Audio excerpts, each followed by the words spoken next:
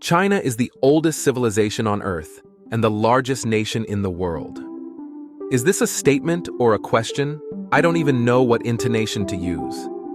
It is believed that in China lives about 1.4 billion people. Data for 2023. Some experts are not ceremonious and say about 1.5 billion. American 330 million people does not look big.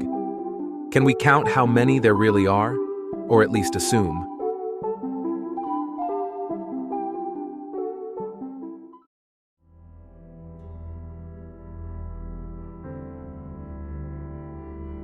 China's population has grown steadily over the years. Let's take a look at the bottom of the table. I'll show the top a little later. From Wikipedia on population growth.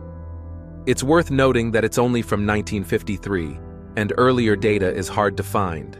The second column is the birth rate. The third, mortality. The fourth, increase. And what we see is that the population has been steadily growing, and only in 2022 showed a decline. 850,000 people. It seems nothing unusual, but since 1990 the Chinese authorities have been pursuing a policy aimed at limiting the birth rate. One family, one child. And what is the result? The population is still growing. The party failed the experiment, so in 2012 by 10 million people, according to experts, because of the huge base, that is, the initial figure. I am certainly not a demographer or a mathematician, but 2 + 2 = 4. If you have a population of 100 people, 2 died in 1 year, 1 was born, 1 year later, 99. If 100 million or 1 billion, and the ratio of those born to those dying is negative, what difference does the initial figure make? The result will be minus. The Chinese and demographic experts paradoxically have a +1. It's a miracle. Let's look at some more data from Wikipedia. This is a picture of the population of China by years. You should not look beyond the 19th century, I will explain later. And what do we see in 1850? 430 million. In 1928, almost 475 million, that is, for 78 years, an increase of only 35 million people. Here is another diagram, which in the internet there are less and less. Here we can see that from 1850 to 1870, the population decreased by more than 50 million people.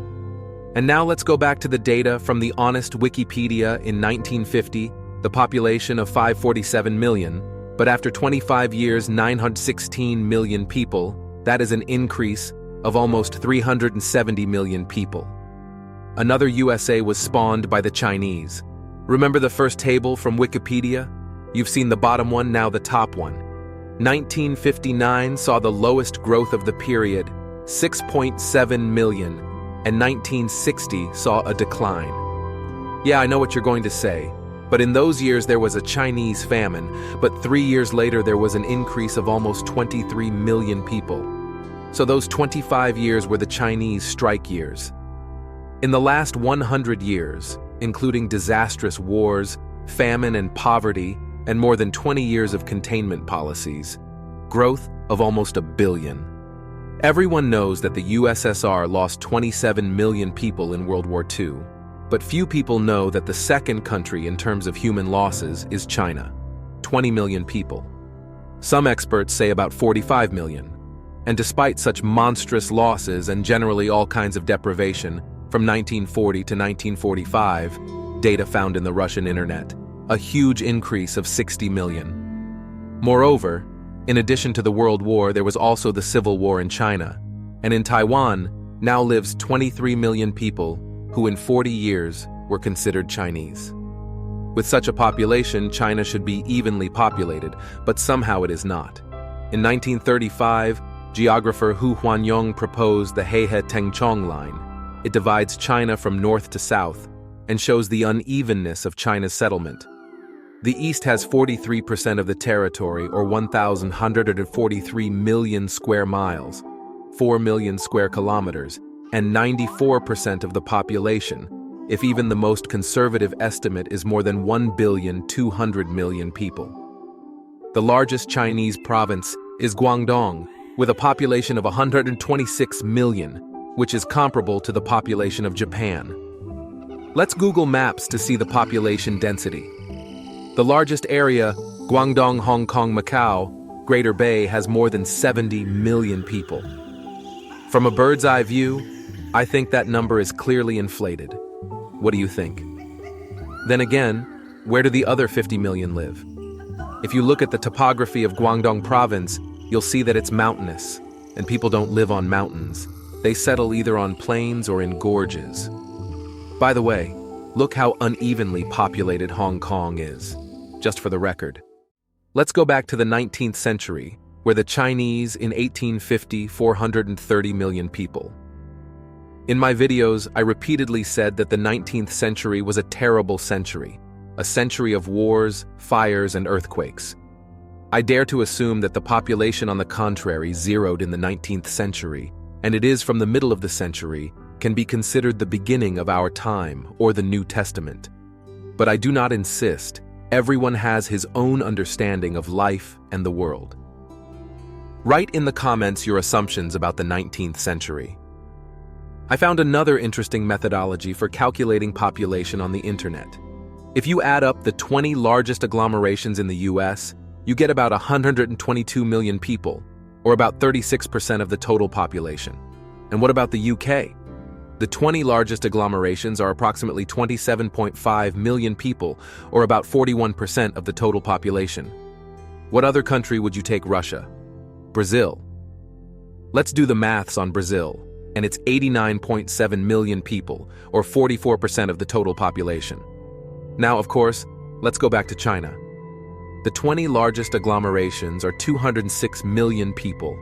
All approximate figures are not so important to us, and it is only 14.5%.